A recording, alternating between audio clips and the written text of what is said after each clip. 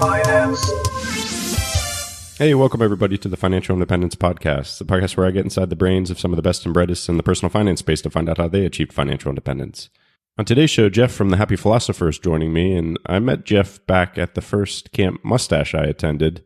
We had some great chats there, and it was the first time I actually realized how unique the pursuit of FI is for doctors and lawyers and anyone else who's invested a large amount of money and time into their careers. I didn't really realize how much identity is tied up in those careers. And obviously, when you make such a huge investment like that, it's hard to just step away after, less than a decade of working. So I was excited to get Jeff on because he's a practicing radiologist and he's come up with the unique solution to this. And it's sort of like a semi-retirement, which seems to be working really well for him. So I'm looking forward to diving into some of these unique challenges and some solutions to them. So without further delay, Jeff, thanks for being here. Brandon, thank you. I'm delighted to be here, man. Yeah, no. So it's been a while since we last chatted, actually. So we met back at Camp Mustache, which I believe was in May of 2015. Is that right? Was it 2015 or 20? I think it was 2016. Was it? Was it last year? Yeah. Oh, right. Jeez. See, I don't even know anymore. Man, when you retire, you get senile and the years just kind of float by. That's right, man. Yeah. I know. I never know what time it is, what day it is. It's great. So we had a great weekend in the Pacific Northwest and had some good chats over coffee one morning, and I got to learn all about your story. So I knew I had to get you on eventually. So I'm finally glad we made this happen. So I appreciate you coming on. Yeah, absolutely. So before we dive into all the stuff I know I want to talk about, maybe just introduce yourself and, tell a little bit about your backstory and the Happy Philosopher. My story is pretty typical, I think, I'm a physician, a radiologist, and I grew up in a typical middle-class world, nothing particularly crazy about my childhood, did well in school, got good grades, and it was just sort of assumed that I would go to college and get some sort of fancy job, and that required an advanced degree. And I was interested in science, and medicine seemed like a pretty good fit for me, and I went for it. Went to medical school, which was an awesome experience. I just met a bunch of brilliant people, and while learning a skill that's quite unique and quite awesome. So I went through medical school, had a little bit of a crisis in the latter part of med school when I realized that I just didn't know what kind of doc I wanted to become. Eventually settled on radiology, and my wife and I, who we got married in med school, met in college, went to go do our residency, which is a training program after medical school. And then at the tender age of 31, I was done with all my training and went into private practice. And private practice was challenging. It was, exciting. And, I was just living a typical life. And, on paper, everything in my life was perfect. But after a few years of work, I just slowly got less and less satisfied with my job. I was noticing that I was becoming more anxious, couldn't really recharge on my weeks off. All of the exciting things about medicine, after a few years, just no longer were exciting for me anymore.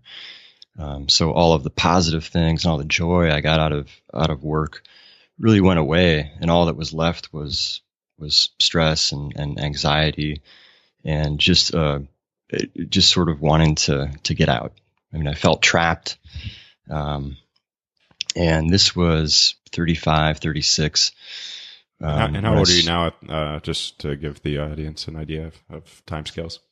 44. 44. Okay. 44. So I came out around 2005. I think I started my job, and so right around 2010-ish is sort of when I was going through this crisis, and the economic situation around that time. So my entire investing career was sort of centered from 2000 to 2010. And if you pull up a graph of the S&P 500, for instance, between those years, I mean, it's quite depressing. So, I wasn't seeing any progress in my financial situation over that decade.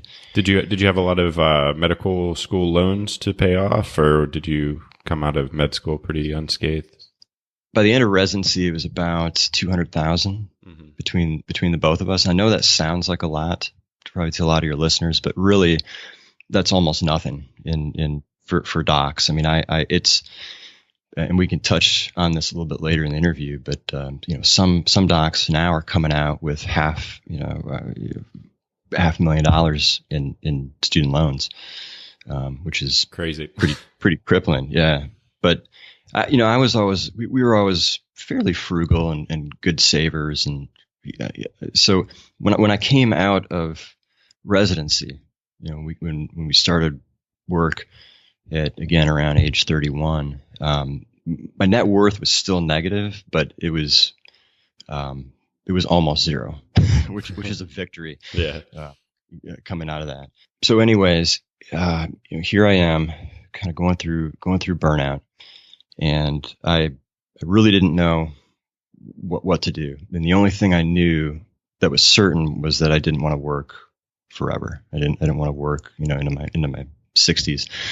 So I went online and I started researching early retirement. And of course, the stuff that comes up back then when you type in early retirement are like, the big brokerages saying, hey, you can retire at 55. That's early retirement.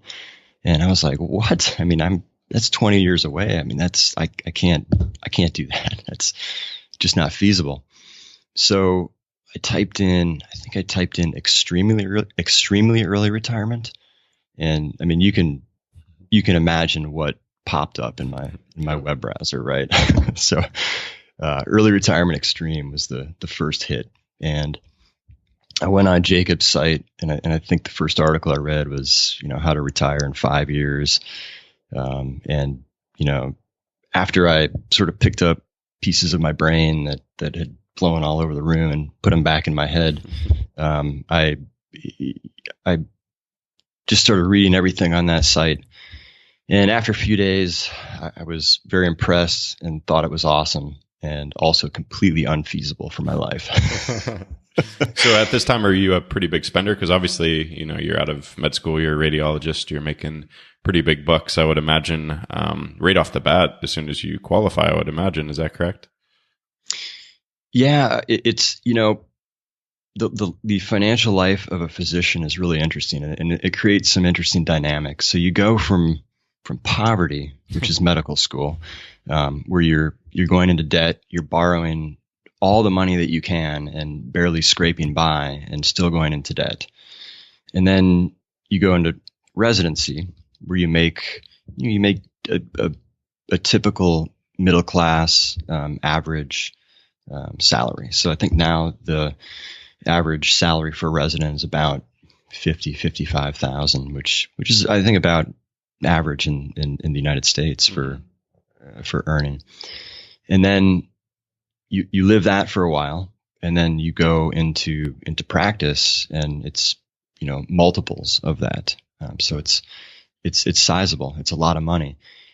And to be honest, I don't know how much I spent those first 5 years. I don't think it was crazy. I mean, we bought a nice house. We had to furnish the house, so there were some expenses there. But again, we were pretty naturally frugal and just didn't have inclination to spend a lot of money. But we probably spent a lot more than we're spending now. But I mean, I still kept the car that I was driving in residency, and I didn't go out and go crazy or anything.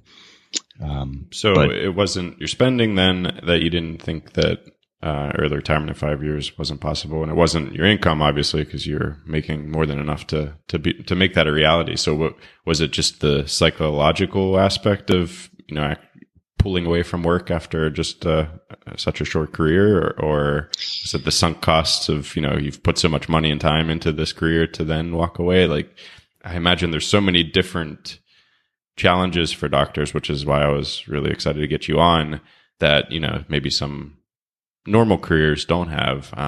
So could you talk a little bit about why your initial reaction to early retirement extreme was, well, I couldn't do that in 5 years?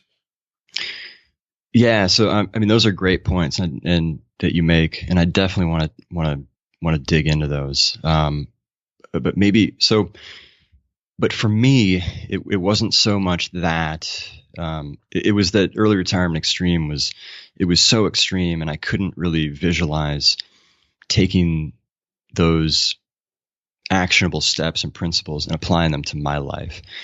For me, it wasn't I was earning plenty of money and I was not spending a lot. For me, it was lack of knowledge. I didn't really know that I could retire in 5 years because I didn't know how much I needed. I Right. remember one conversation I had with a spouse of a physician that I know. And he said, yeah, you probably need like $10 million to retire. Right. And I was like, holy, I'm doing the math in my head. $10 million. I mean, that's a lot of money. I'm going to have to work a while for that. But I just sort of accepted that. I didn't know, really about the 4% rule and, all the things that most people seeking FI know about. And so was reading Early Retirement Extreme, and I read a guest post by this guy. You may have heard of him, Mr. Money Mustache. And I'm reading this. I'm like, Mr. Money Mustache. I mean, who are these people? What's going on here?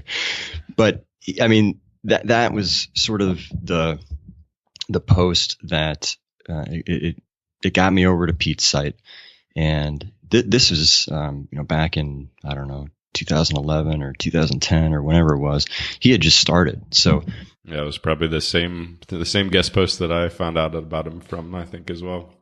Yeah. So there wasn't a lot on his site, but he was very prolific back then, and he was posting new material like every few days. So every few days I would read these, earth-shattering things, ideas from him.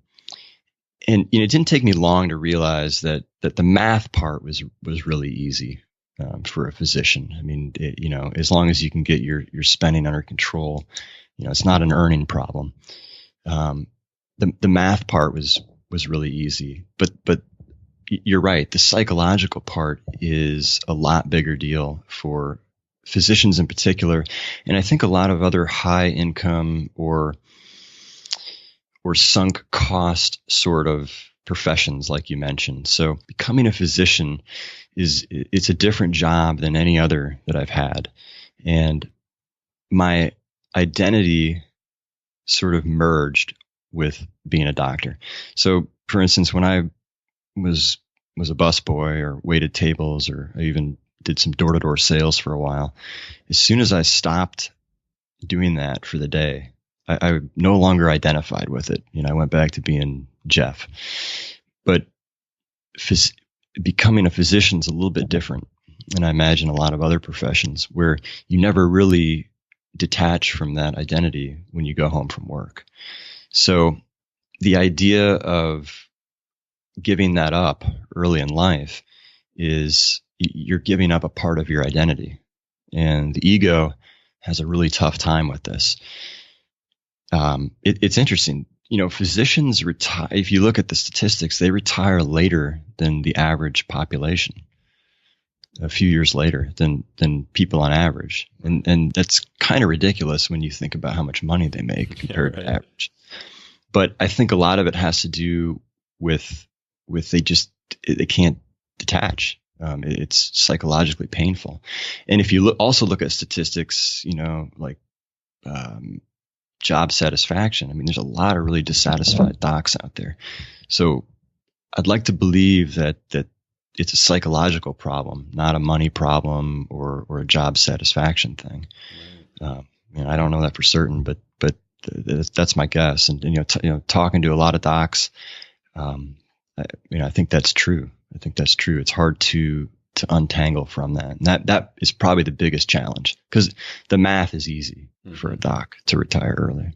And there's other things to consider. It's pretty much impossible to go back after stepping away. That's something I've heard you say in person and write about. So can you maybe talk about that and how that's definitely different for a lot of professions? Like I have no doubt that I could go back to software development in a few years and, say that I was just working on my own stuff in the meantime, and maybe, have it spend a few months catching up on the latest technologies, but I could go back, but that's not really the case with your profession. Yeah. And I think that colors a lot of my views with respect to retirement, how much money I need, because you're absolutely right. It's not impossible to go back into medicine after a long hiatus, but for all practical purposes, it's very, very difficult. I mean, you have to use these skills to sort of stay on top of things. The technology is constantly changing. And to be honest, I mean, you have to keep all the licensing and all the continuing education. And there's a lot of sort of, who's going to want to hire a physician that's been out of practice for 10, 15 years when you can just hire somebody fresh out of training who is eager. And there's a lot of questions. And I think that it would be very hard to get back into the field after being out for so long. That, and it's just so darn hard. I mean, it's really intellectually demanding.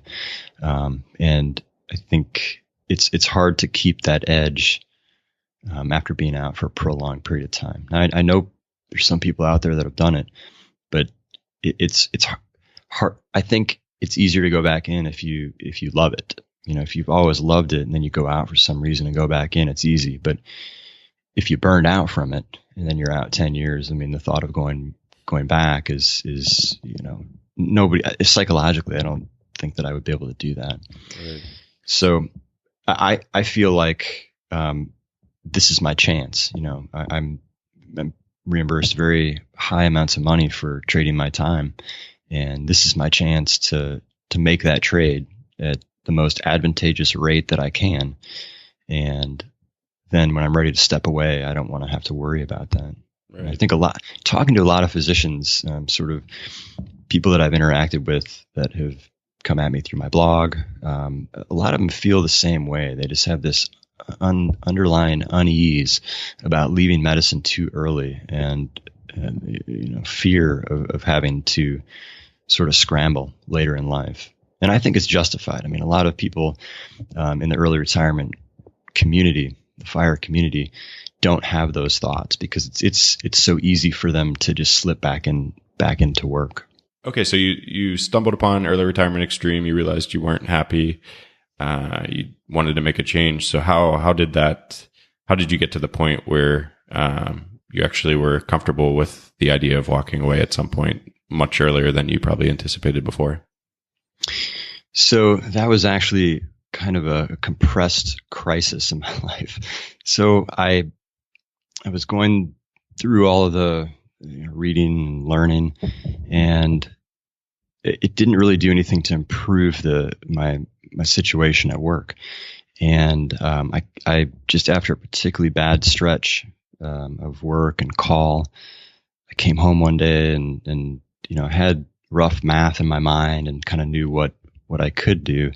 And I just told my wife, I'm like, I can't do this long term. I'm committing to 5 more years, and then I'm walking away. And I think we'll have enough money, but that's all I can mentally and emotionally commit to right now. How did she take that? And surprisingly well. I've made a lot of mistakes in my life, but the big decisions have been really good. And my decision of who to choose as a spouse was perhaps one of my best decisions. So nice. She was very supportive. She kind of understood what I was going through, and I think that we both really want each other to be happy, and this was my path to happiness, or at least what I thought. Sure. So now she's a doctor too, but she did step away to become a full-time mom. Is that right? That's right. So had she done that at this point, or was she still working as a full-time doctor? Yeah, she was a stay-at-home mom at this point. I mean, that was the irony of this. That she probably would have been the better one to keep working, and I would have made a really bad stay-at-home dad. She's way better stay-at-home mom than I would be a stay-at-home dad. But yeah, she was out of medicine for a few years at that point, and I mean that's a whole nother podcast. About, yeah, I know. How was that transition in a nutshell? Did she handle that okay, or was she going through the same things that you were going through, thinking about stepping away? She was going through a lot of the same things that I was going through, but she struggled with walking away, potentially not going back to it. But she really wanted to be a stay-at-home mom too, and when we were both working, we just could not find the balance. I mean, our lives were not fun. I mean, trying to arrange the childcare, trying to arrange just living life around 2 call schedules and the kids. So ultimately, that was a really good decision for all of us, and I don't think that she's regretted it. So you tell her that you got 5 years max left. So what happened after that? I realized that although I shortened my prison sentence, so to speak, I didn't really make my cell any more comfortable. So I still had 5 years to go, and I was still burned out, and I still wasn't happy. So I had to figure something else out, and I had to start focusing on being happy now with whatever situation I was in, rather than saying, okay, I'm just going to gut through this and wait 5 years and then I'll be happy. Right. So to me, that decision is really what pushed me in a different direction, focusing more on being happy and rather than delaying it, rather than just being miserable now and at some point in the future sort of guessing that I'll be happy because I'm financially independent. So what steps did you take to work on that during that 5 years? Mainly, I did a lot of self-reflection, self-experimentation, reading. I sort of went down the Mr. Money Mustache philosophy of life. I mean, you read his blog. He's got a great philosophy on doing things for joy, having gratitude, using stoicism and negative visualization and meditate, all these sort of tools. I started doing a little bit of meditation, experimenting with that, experimenting with diet, just doing all kinds of things in my life to try to make myself the best version of me, regardless of what my situation was. And did it work? It did, actually. It was amazing. It was a complete transformation. A big part of it was just eliminating things from my life that were negatives. I mean, I know you've written about this, Brandon. Maybe one of my favorite articles that you wrote about. Was it Happiness Through Subtraction? Yeah, was that the title? Yeah, that was.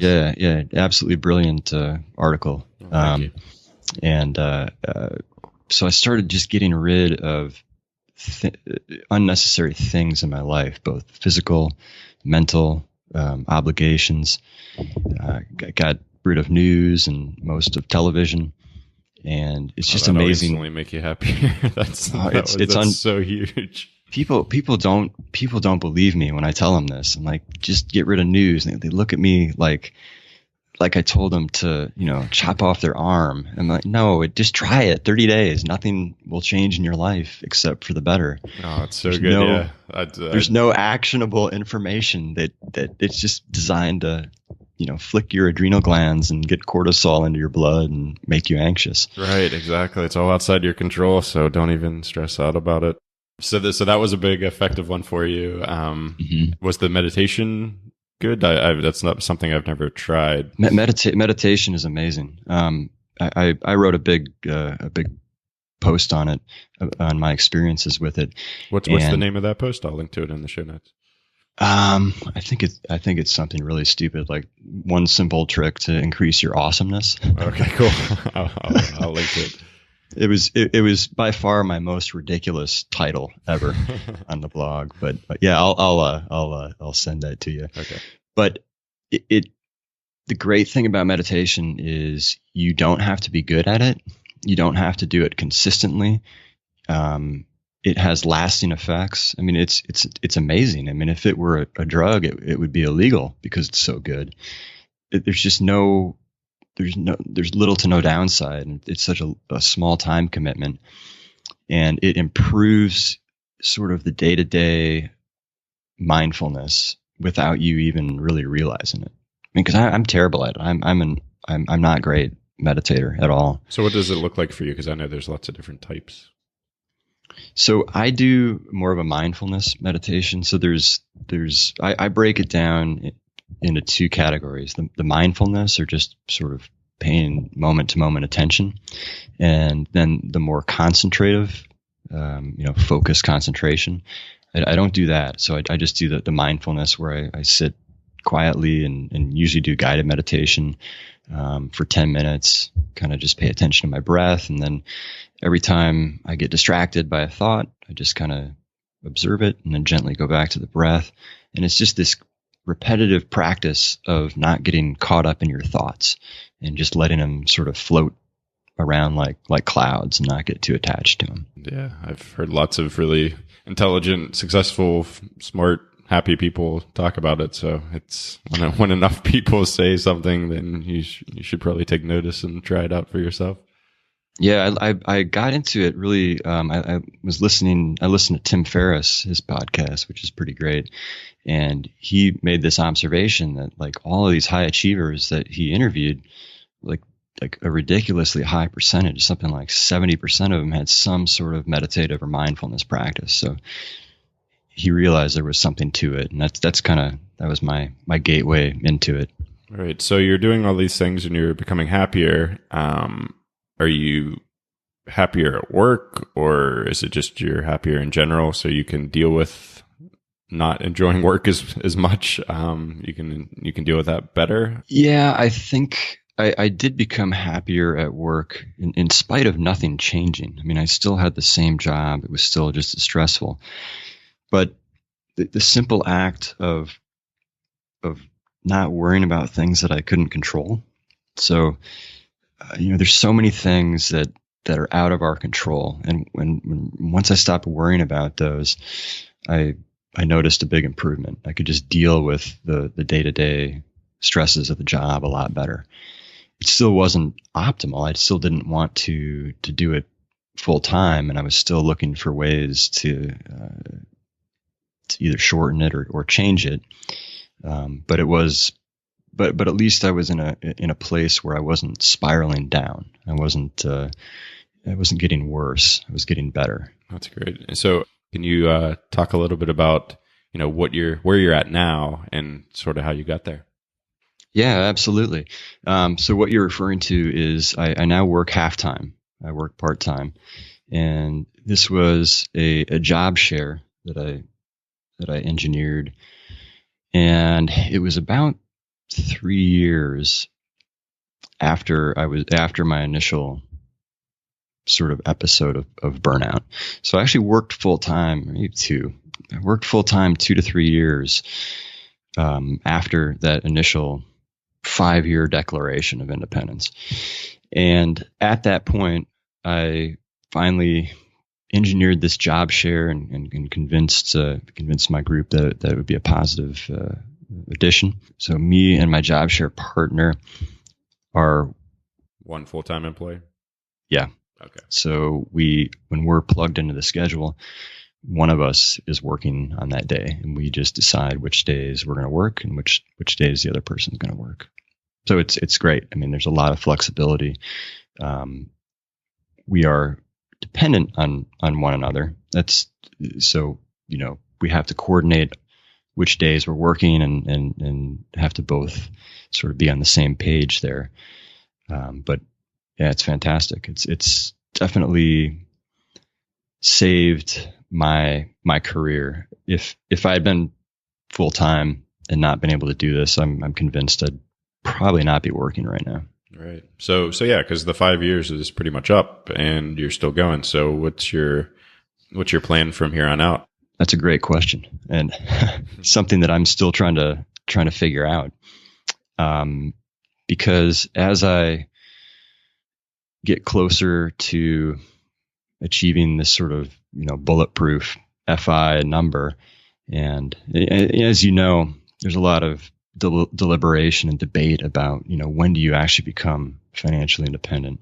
And I like how some of the people like J.D. Roth, I think, has written about this, the degrees of financial freedom and independence. Yeah, that's a fantastic post, and I will link to that in the show notes because that's one everyone should read, I think. Absolutely, yeah, one of his best. I like it a lot. But as I get to this place where work is becoming more and more optional, I don't know. I don't know what I'm going to do. A few more years. Yeah. Tomorrow? I don't know. Wow. So it's really that up in the air. I've matured my thinking to a point now where I'm working for money, and I'm gonna do that as long as I'm satisfied and doing good work in my job. And at some point that exchange will not make sense. I'll just, the marginal utility of additional work is not going to make sense just because I don't need any more money. Yeah, you have a great post on that, which I'll link to as well, where you talk about how money gets less valuable as you get older, and time gets a lot more valuable as you get older because you have less time left. So each second is more valuable. So I will link to that because that's a really good article as well. And stacked upon that, each additional dollar of spending you stack on the top of your top line spending, you're going to get less marginal return on the happiness. So you have like three things working against you as you keep working later into your life. So I end all my interviews with, asking what's one piece of advice you would give to somebody on the path to financial independence. But I'm going to ask if you could maybe give two pieces of advice. One for, someone in a job similar to yourself that has, unique struggles that we touched upon on this interview. But then also you can give one general piece of advice to everyone else out there.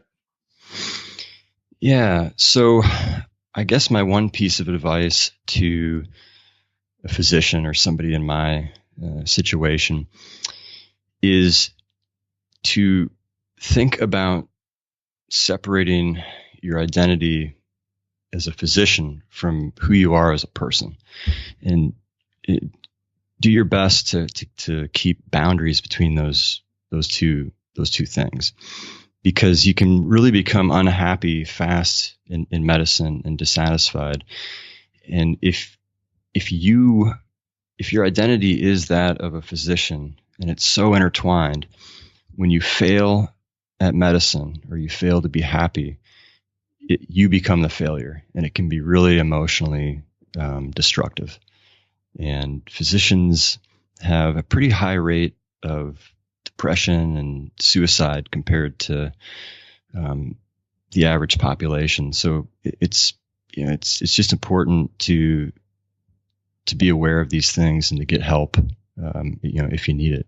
So separating your identity from your job, that seems like it's easier said than done. Is there any sort of specifics that you could give to help someone do that? Because I'm not exactly sure where I would start with that if I was, working all the time and just totally consumed by the job. Trying to create boundaries, like when you come home, try to create some sort of ritual, maybe to leave your work at work and focus on things at home that are important to you. Learn to say no to obligations that suck all your energy, because medicine will take everything. It'll take everything from you and more if you let it. It's never satisfied. There's always more to be done. But I think just knowing yourself and deeply reflecting on these things and being aware of them is a step in the right direction. Excellent. So now your general piece of advice to anyone out there that's pursuing financial independence. Yeah, I think my one piece of advice is to not focus on financial independence, but instead to focus on happiness. When I started down this path, I used to think that freedom, or more specifically, financial independence, leads to happiness. And I think it can, but I think it's reversed. I think happiness leads to freedom. And the reason I know this is because I know a lot of people that are financially independent that are 100% miserable. I mean, they're lonely, they're anxious, they're fearful, but they're free.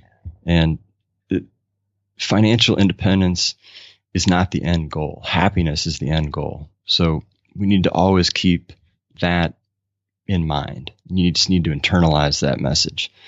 Happiness leads to freedom. And to be honest, it's not that expensive to become happy. I mean, you can cultivate happiness in your life with really simple things that I write about, like gratitude, getting rid of negatives from your life, decluttering all the physical things you don't need and the mental baggage and obligations. Like I said, stop watching news. Just walk, meditate. Those things don't cost anything, but they'll make you happy. And happiness is freedom. And you have to practice. It's a skill. Happiness is definitely a skill. It's not something that we just blunder into for the most part. I completely agree, and that's fantastic advice and a great way to end the interview. So, Jeff, I really appreciate you taking the time to talk with me today. And if anybody's interested, head over to thehappyphilosopher.com and you can get in touch with them there. So, Jeff, I appreciate it, man. Yeah. Hey, keep doing great work, man. Thanks very much. All right, I'll talk to you soon. Alrighty. Bye. Finance.